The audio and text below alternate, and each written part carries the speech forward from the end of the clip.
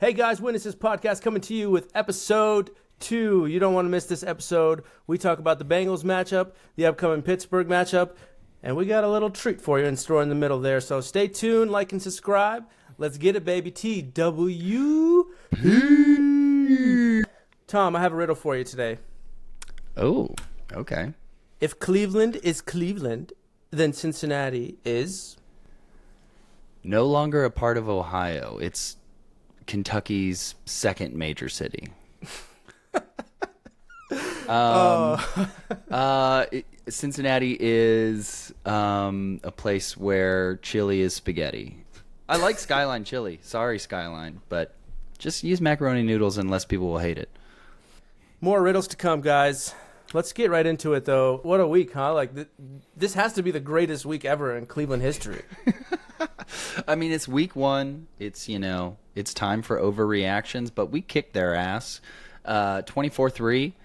It was a rain game, so Joe Burrow played horribly. But also, we put up 24 points. So the defense looked incredible. We were after Joe Burrow all game. It was just a whooping, man. It was a classic AFC North whooping. Straight ass whooping. Those of you who are on our YouTube subscribing and liking all the time, you can see that graphic of Myles Garrett crossing over the offensive line. Honestly, Tom, that was one of the greatest clips I can think of in recent history. Yeah, I mean, simply put, he's having fun. Like he's messing around out there. And I think that comes with arguably our biggest acquisition in the offseason, defensive coordinator Jim Schwartz. He is letting these guys play free. And I'm sorry, I'm going to have to shout out Joe Woods, our former defensive coordinator, and say, hey, man, what in the world were you doing? You had a talented defense. Yes, they had a ton of injuries last year. I'll give you that one excuse. But the creativity or completely lack thereof was notable after this week 1 demolishing of the Bengals. And again, it was raining, I understand, but they couldn't do anything. T. Higgins had 0 catches. Jamar Chase had 3. Tyler Boyd had 2. It was just a complete dismantling of their offense, which is supposed to be one of the premier offenses in the game. And it's crazy. We added Zadarius Smith alone, who was responsible for 10 sacks every time that he's healthy in the NFL. He's had 10 sacks. We've added guys like Okoronkwo. So much talent on the defense. I was singing the defense's praise before week 1, but I'm not surprised at all that we have, the best defense maybe in the NFL. But man, do they look, like you said, they play free, they play happy. One of my favorite things was watching them communicate and not get mad at each other, which is something that I thought was a Joe Woods staple. You'd see Jamar Chase, who, Cleveland is Cleveland, baby. L's is L's, baby. Jamar Chase, who's... Elves are powerful creatures. Elf is one of the best movies ever, so I don't know what kind of reverse psychology he was trying to play. But, yeah, man, they just played free. They blitz so hard. Even the line, the pressure is just enough. You don't have to be a genius to play defense. You just need to play your position. Man, I just loved the different looks they were giving. I mean, in this crossover clip, Myles Garrett's over the center. No center should be up one-on-one against Myles Garrett. He's going to eat them every single time. Scary. And, it's funny, like, through all our dysfunction over the last few years, we've always kicked their ass. So I don't understand. I agree with you. I don't understand why people are surprised by this. Like, we had our mild expectations. I said 35-31, but that was me being generous and also anticipating better weather. It was raining, and we put up 24, and they got 3 because of a pass interference call, which you could see Denzel tugging on the jersey, but it was kind of light. It was a little light. I mean, that was their biggest offensive play of the day, was a pass interference call. Yeah, and people always like to say, it's raining. Oh, man, it was raining. Guys, it was raining for both teams. I don't see where it was just raining for one team. Plus, if you want to talk about even just the quarterback matchup, you want to give the Joe Burrow the excuse. Joe Burrow is the highest paid quarterback in the NFL. You want to give him that excuse, but you don't want to give it to Deshaun Watson, who threw for a touchdown and rushed for a touchdown. They both had passes that looked low. They both had passes that the ball just looked too heavy. But at the end of the day, it was raining for both teams. And Jamar Chase, I don't understand why you like to talk shit to your opponents. You want to say something about Burrowhead? Well, guess what? You guys got f***ed up last year, okay? And that's a live bleep, guys. Witnesses podcast is crazy. It's coming to you with the craziest technology. We bleep out our own swears, man. Jamar Chase. Tom, question for you. Yeah. What is your biggest takeaway for the offensive side? I know we've talked a little bit about the defensive side here, but what's your biggest takeaway offensive side? Man, it's hard to pin it down to two. Or to one. Can I give you two? Can you give me two or three, baby? So, and I don't want to give him an honorable mention, so I'm going to give it to him first. Nick Chubb is the best running back in the league. He quietly had over 100 yards. He was just, and this is what I said, he's going to wear down their D-line. He's going to wear down their linebackers, and he did. And him changing direction and going back to the middle of the field for a lot of backs is a really bad idea, but for him, it's just like, yep, I'm going to go absorb 3 hits. He's so dominant, and he just deserves more flowers. No matter what happens, like, we could build him a statue, we could put him on the cover of Madden. It's still not enough. This guy needs more recognition. And my second point, and I'm sure we're going to talk about him more, but Kevin Stefanski's play calling was really great. And he did get cute at points, but it was a cute that worked. So I'm okay with it. And it seemed like he and Deshaun were getting to a place where they trust each other more. So that's very good thing to see. Yeah, Nick Chubb, what is it, 105, 106 yards?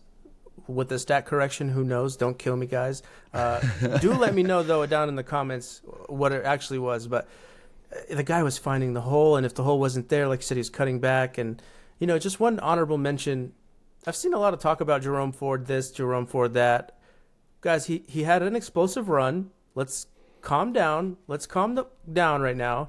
And we'll see. When it's not raining, let's really judge Jerome Ford. But you don't need to be the craziest running back in the world to run behind our offensive line, who is world class. I totally agree. I mean, the play where he fumbled the ball, Deshaun also fumbled the ball and then picked it up. It was a bit of a hectic play, and it's raining, and it's his first game being the second running back to Nick Chubb. But I want to also say I completely agree with you. Being the number 2 to Nick Chubb is not a ton of responsibility. He's going to get 100 yards probably. So just, do well on the majority of your runs, which he did. He did run the ball well other than that first fumble. I also want to give a quick shout out to Elijah Moore. He only had a handful of plays, but they were very inspiring. He's going to be a creative gadget for this team, and he's going to continue to also just give the defense looks where they're worried about where he is, and then Deshaun's going to bootleg it to the left and walk in for a touchdown. It was awesome. Sounds familiar. I can't put a pin on it, but I think I'm having some fucking deja vu right now. I want to give a huge shout out to our boy Keese, as they call him, Marquise Goodwin on our team. He had 2 explosive plays for sure, just got missed. Whatever, the ball was too heavy, it was too rainy. But in those 2 plays, I had more hope in that kind of receiver than I've ever had in Anthony Schwartz in my entire life. It just felt like we were getting rid of all this old, gross people that we had on our team, like Cade Yank and Anthony Schwartz, and this old regime, if you can even call it a regime, because they're kind of worthless people to us.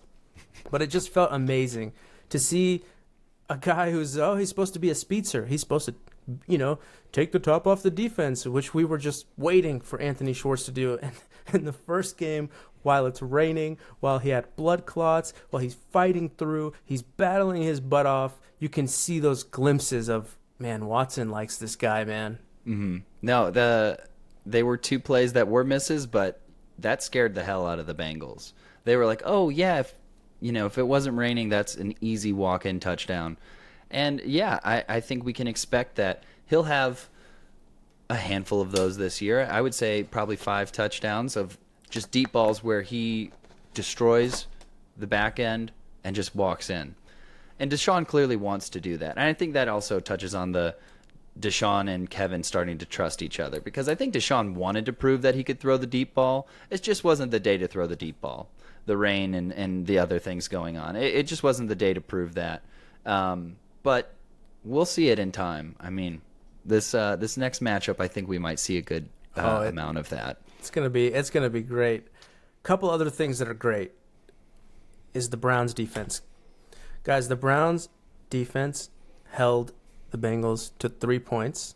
They held the highest paid quarterback to 3 points. He couldn't even get a touchdown.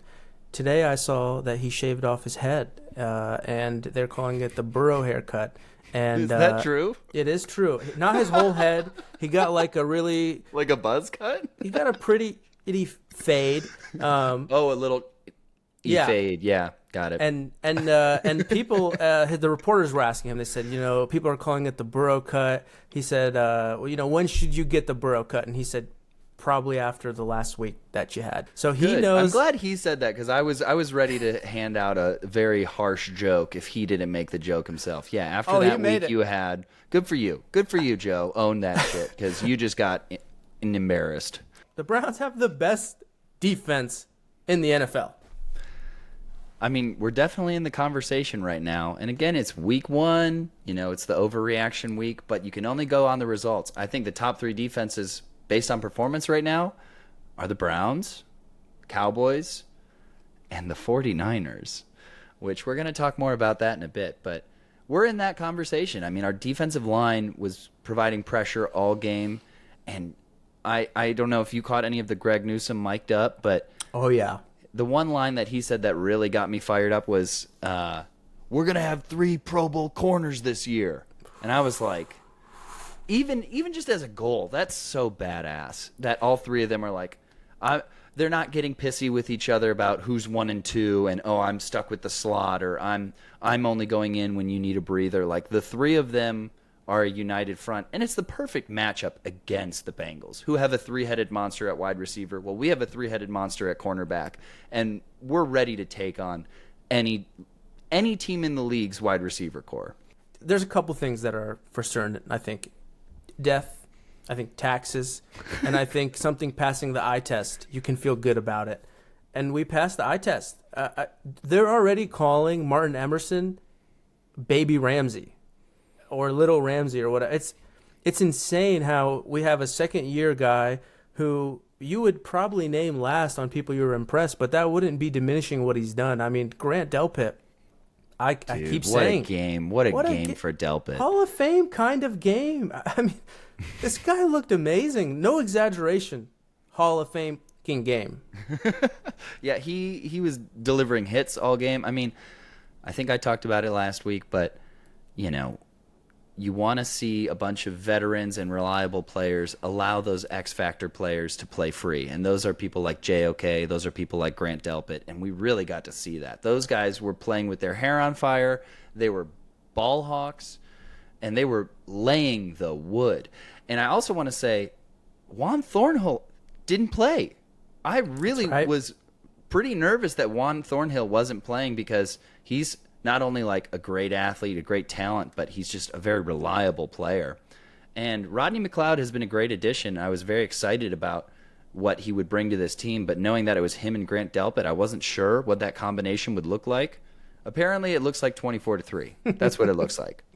I don't know if this is true. My brother was sharing this tweet with everybody he knew, especially Cincinnati people, but there's this tweet floating around that Denzel Ward, before the game, went into the Bengals locker room and went up to Jamar Chase and said, "Lace him up, buddy. It's going to be a long f***ing day." And I don't know if that's true, but find that tweet, see if you can verify it. I'm not going to. I'm just going to share it because I like that story. If that is true, that is the most badass thing I've ever heard anyone do pre-game from the Cleveland Browns. That was so cool. And if it's not true, I don't care. I'm going to believe it. I get to believe what I want to believe. It's probably the most believable thing I've ever heard this week. No exaggeration. We're in their heads so much that he wanted to Cleveland us and Cleveland is elves. Oh, man. That's pretty cute, Aaron, because you just riled a whole nation. And I was on the fence about the Elves logo. I was like, I don't. I love it. I love the history. I love, I love it. But I wasn't like, I'm gonna die on this hill with the Elves.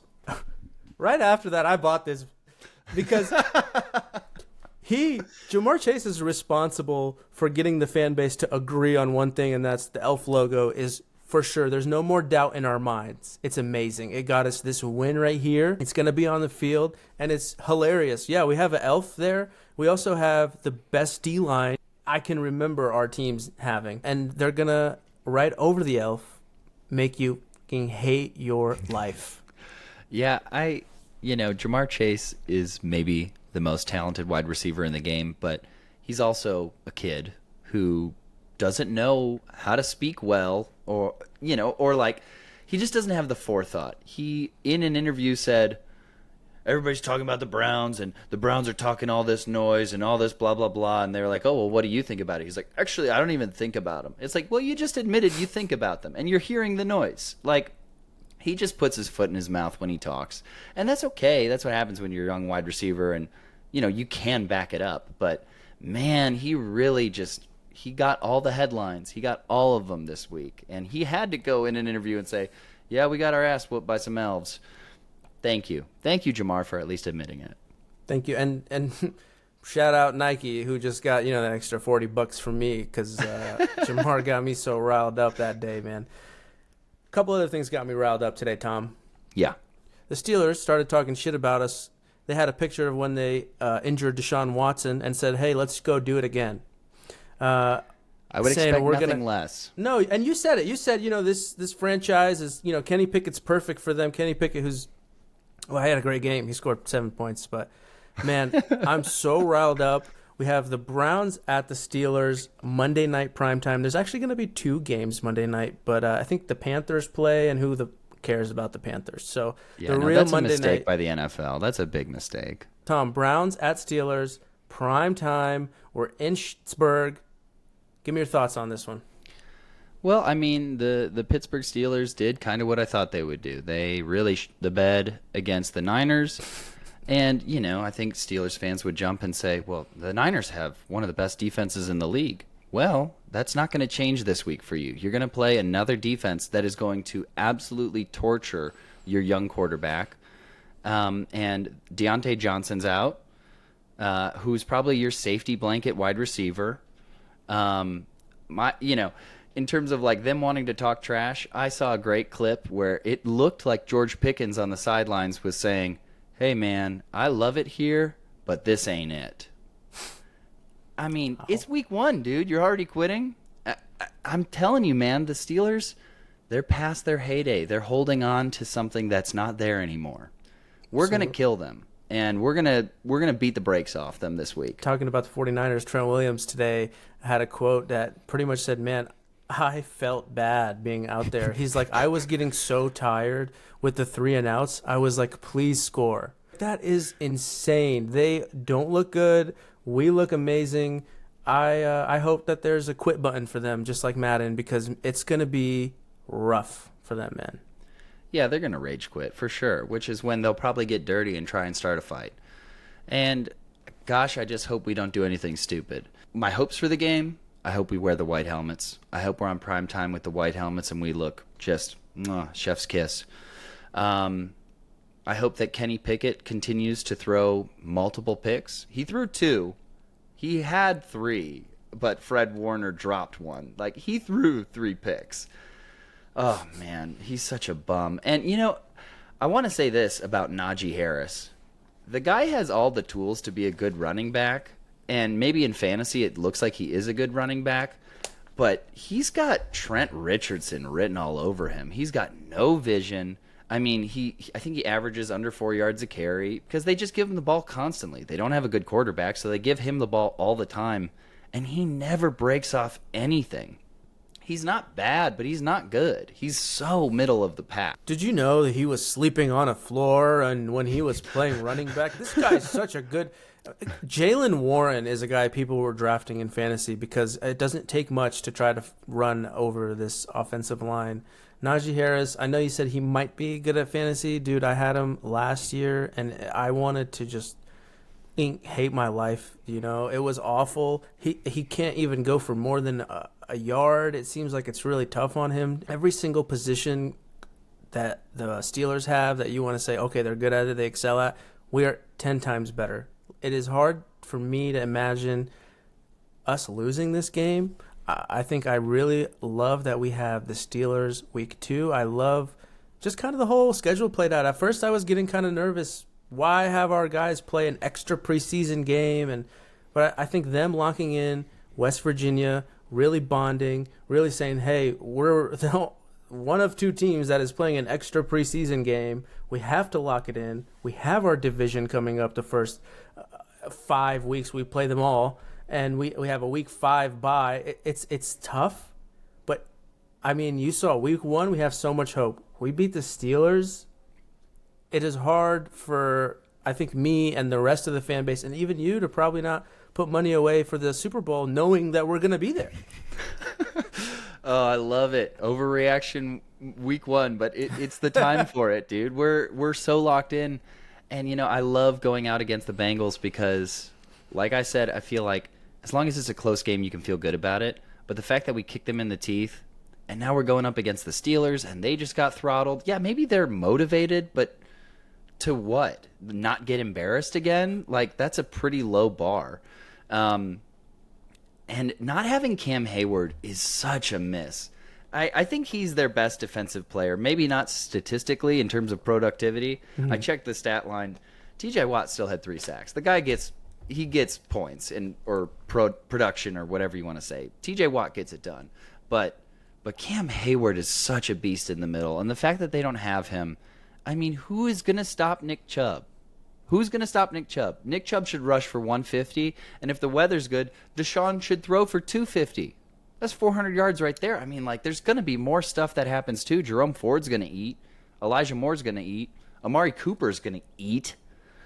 We're going to hurt their feelings, and I'm pretty confident about that. I think I can be after that week 1 win. I'm pretty confident we're going to put them away pretty early in this game. I'm going to give you my score. I want you to give me your score. I'll go first. Alrighty.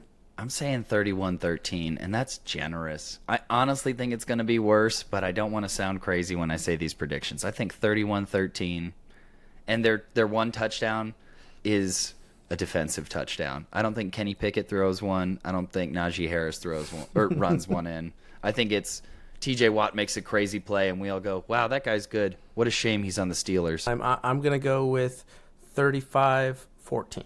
They're going to get one, just kind of how the cookie's going to crumble. That defensive touchdown, I could see it. We accidentally give them the ball. We have to mess up so bad.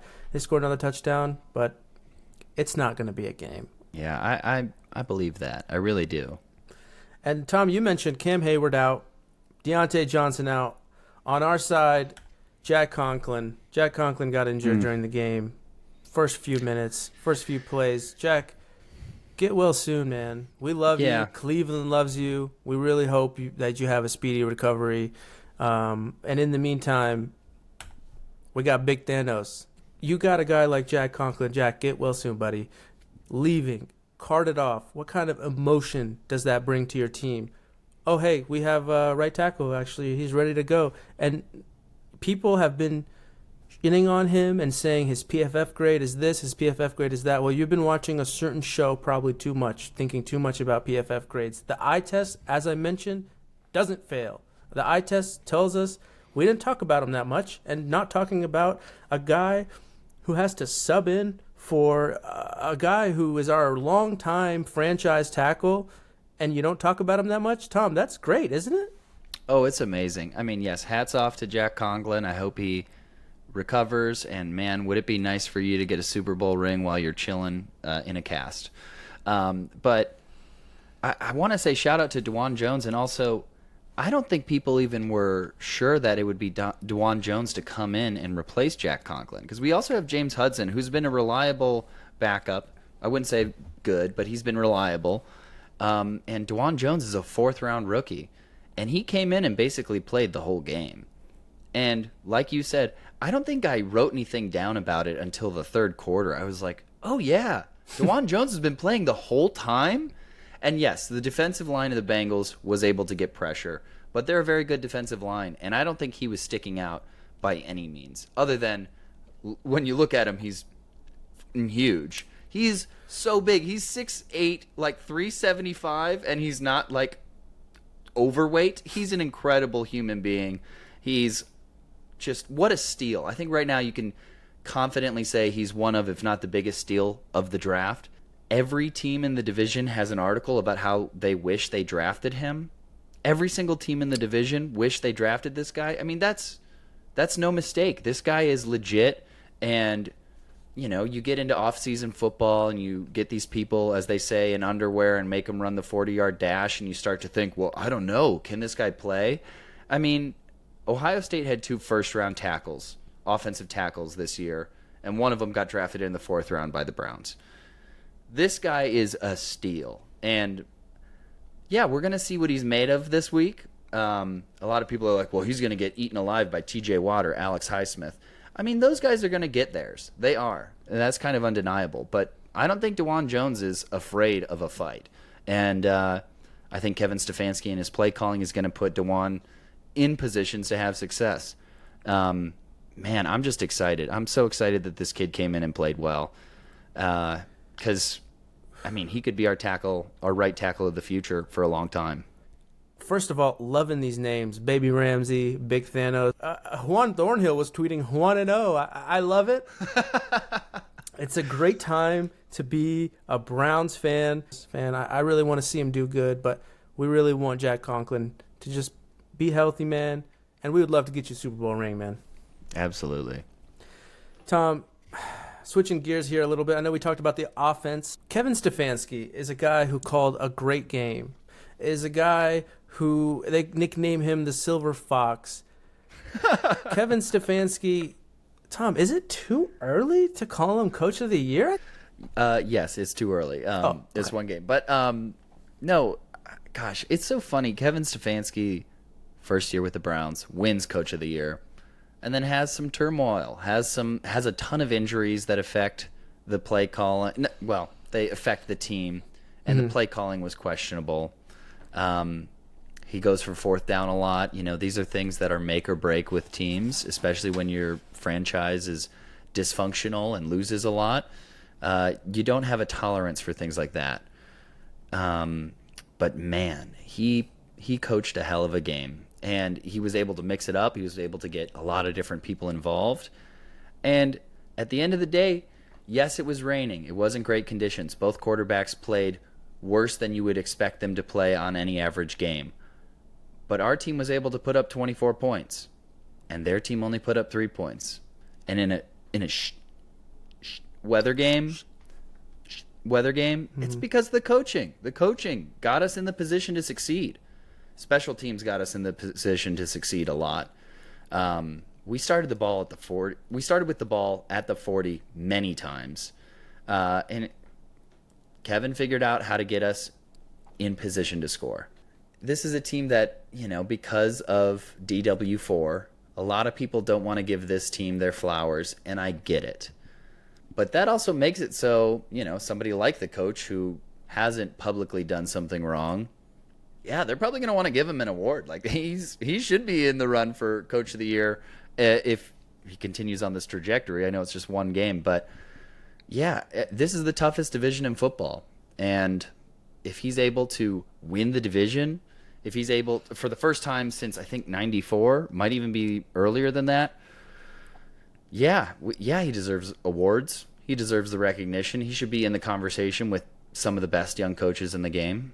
He's had to account for a bad defense for the last couple of years, and that's a tough thing to do when you're the head coach and the OC. He's getting to be a little bit more free. I mean, like, that's the nice thing about when everybody holds themselves accountable. You get to take the risks that you believe you can take. And yeah, Marquise Goodwin's going to score touchdowns on trick plays and deep balls. Elijah Moore is going to do some things that wow people this year. He's going to know how to get people involved. And people like Harrison Bryant are going to get touchdowns. Like things are going to happen that are going to surprise people. Absolutely. If you asked me what tight end was going to catch a touchdown, hey, man, Whoa, no way I would have got that one right. No. I thought Brian was going to get cut, to be honest. I thought he could have been a candidate. One thing I hate about Stefanski was the 2 tight end sets, and he was making the 2 tight end sets work. Deep, deep appreciation to the fans that showed out and showed up and obviously are loud and proud. It feels good to be a Brown right now. It feels really, really good to root for Cleveland. And a couple other things that feel good. We've talked about the defense. We've talked about the offense. But there's a third phase in football. It's called special teams. Tom, is Dustin Hopkins the greatest Browns kicker? No, absolutely not. But he is perfect. He is supposedly perfect so far. I just want to say, I mean, talk about a sigh of relief. He came in, he kicked 3 kicks, and they seemed effortless. They were right down the middle, and it was in bad weather. This isn't good conditions. It was raining. Jury's out on how hard it was raining. If you ask Bengals fans, it was a tsunami. If you ask Browns fans, it was a light mist. But I mean, he came in and he made everybody feel comfortable, which is all you want from a kicker. When the kicker walks on the field, you want to go, all right, fine, we'll take 3. You don't want to go, oh, geez, I'm worried this guy's going to hit a line drive wide left and hurt an old woman. Like, that's how we felt during the preseason and last year. I mean, gosh, I don't mean to trash Cade York so often, but man, his kicks looked like knuckleballs all the time. And Dustin's 3 kicks were all effortless right down the middle. Also next to him, you can see Bojorquez. And that's our punter. And there was so much like confusion and dissension about Cade York and how bad he was. There were people who were starting to say that Corey Bojorquez doesn't know how to hold the ball. And that's what's actually happening. There's actually a whole conspiracy that he doesn't know how to hold the ball up and down. Well, I think that might be put to bed now. It's not his fault. It's that Cade kicks it in a weird way. And also Corey Bojorquez on his few punts, absolutely rocket leg. He kicked it so far. I mean, it was awesome to see him kick it from like our 15 to their 15. Like just absolute beautiful bombs. What a leg. Gotta love it. Gotta love 3 phases of the game. We talked about Jim Schwartz a lot. We also added in the offseason special teams coordinator Bubba Ventrone, and he has been a great addition. Again, I know it's 1 week, but we're seeing improvement. We're seeing accountability. We're seeing dependable players. We're seeing smart decision making. This is what you want. You want all the pieces to fit in place. Bad. Also, shout out Chase Claypool. You're a Steeler for me forever. You suck. God, you suck. I love that interview he had. I think it was in the offseason before last year. He said, he's like, I know I'm a top 5 receiver. I know I'm a top 3 receiver. And like he was on a podcast and you could tell the former players that he was talking with, it was like Brandon Marshall, some of those guys, and they were like, yeah, man, talk it. And then since then he's been traded and he's been made a meme. He's a joke. I feel so bad for the Bears. Pray for Chicago. Back to our team. We can feel good. We can feel good about all the 3 phases of the game coming together and playing great football.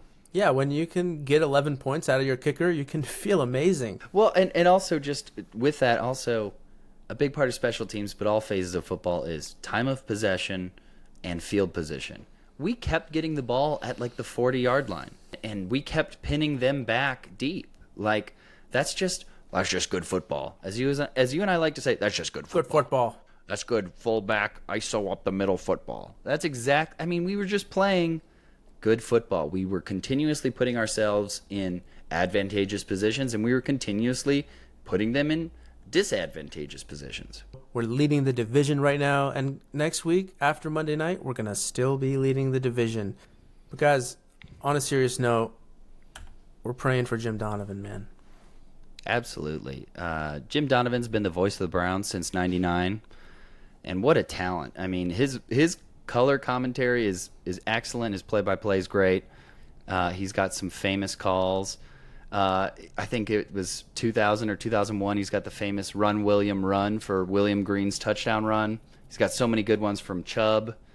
He's got our playoff call. I mean, a lot of legendary moments from him, but at the end of the game, he announced that his leukemia has relapsed, and he has to take some time away from the game to get treatment again. And I don't know if anybody has seen that clip, but go find that clip where he announces it. He starts to get choked up at the end, and the guy who's calling it with him also starts to get choked up, and it's a powerful moment for Cleveland. Our team has been dysfunctional since we've returned in '99, and this is one of the few constants we've had who's been reliable, who's done his job very well with grace, and all power to him. I really hope that he's able to bounce back, and I hope that treatment goes well for him because he deserves to see the success that this team is going to have. He deserves to be a part of it. We know you're going to be there with us in that booth, whether you're physically there or not, and we're just going to keep continuing to pray for you, keep you in our thoughts and prayers. Prayers up for Jim Donovan. Yeah, man, this is a year where we're praying for and remembering the Jims. We got Jim Brown, and we're pulling for Jim Donovan now. Fellow Cleveland legends, we're thinking about you. Guys, those of you who are on YouTube right now, go ahead and put down your favorite Jim Donovan moment down there in the comments. He has a lot of them, so definitely a lot to choose from. But let us know, what is your favorite Jim Donovan moments. All right, guys, thanks for sticking with us this long. We really wanted to thank you for being here. We wanted to thank everyone for listening to our last episode, for listening right now. It really means a lot to us. Please do not forget to smash that subscribe button, like this video, share it to your friends, talk to your friends about two guys you knew in high school that started a podcast, whatever you need to do. Tom, any last words? Oh, man, I can't wait to be 2-0 and still leading the division. I'm trying not to watch the clock, but the Cavs are getting started soon, too. It's a beautiful time of year. It's a good time to stay informed if you're a Cleveland fan. So like, subscribe, check us out, comment us, engage with us. We're not shy from conflict. So if you want to talk some trash, I'm here to talk it. Guys, that's it for the Witnesses Podcast. TWP.